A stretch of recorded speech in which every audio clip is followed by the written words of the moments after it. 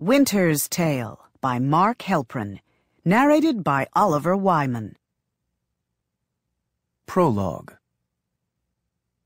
A great city is nothing more than a portrait of itself, and yet when all is said and done, its arsenal of scenes and images are part of a deeply moving plan.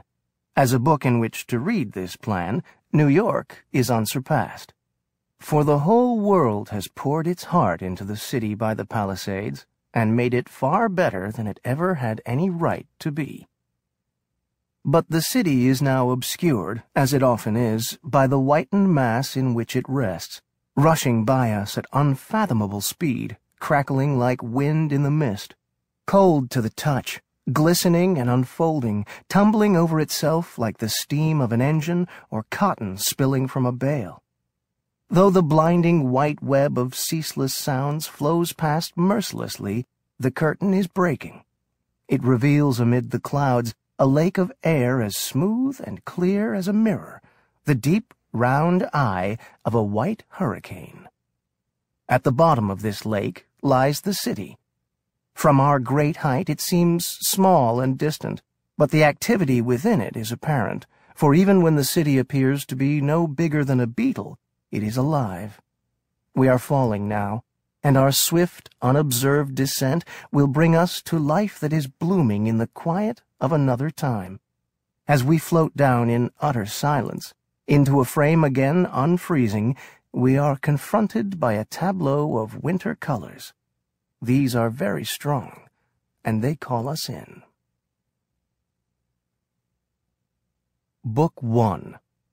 The City. A White Horse Escapes.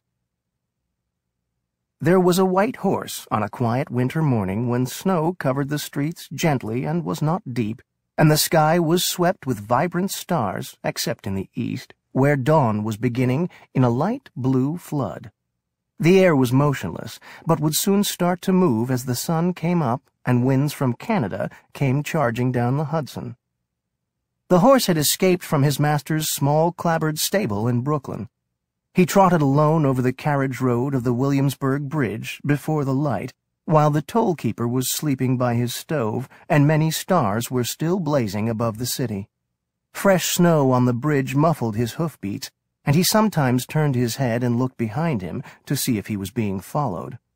He was warm from his own effort, and he breathed steadily, having loped 4 or 5 miles through the dead of Brooklyn, past silent churches and shuttered stores. Far to the south, in the black, ice-choked waters of the Narrows, a sparkling light marked the ferry on its way to Manhattan, where only market men were up, waiting for the fishing boats to glide down through Hell Gate and the night. The horse was crazy, but still he was able to worry about what he had done. He knew that shortly his master and mistress would arise and light the fire.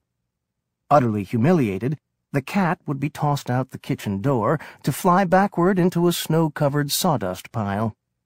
The scent of blueberries and hot batter would mix with the sweet smell of a pine fire, and not too long afterward his master would stride across the yard to the stable to feed him and hitch him up to the milk wagon. But he would not be there. This was a good joke, this defiance, which made his heart beat in terror, for he was sure his master would soon be after him.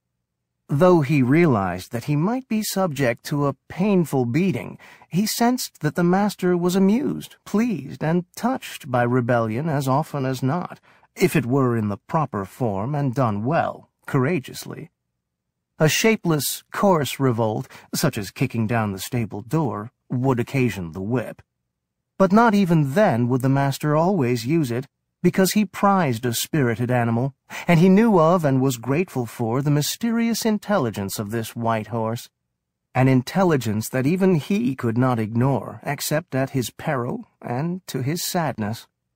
Besides, he loved the horse, and did not really mind the chase through Manhattan, where the horse always went, since it afforded him the chance to enlist old friends in the search, and the opportunity of visiting a great number of saloons where he would inquire, over a beer or two, if anyone had seen his enormous and beautiful white stallion rambling about in the nude, without bit, bridle, or blanket.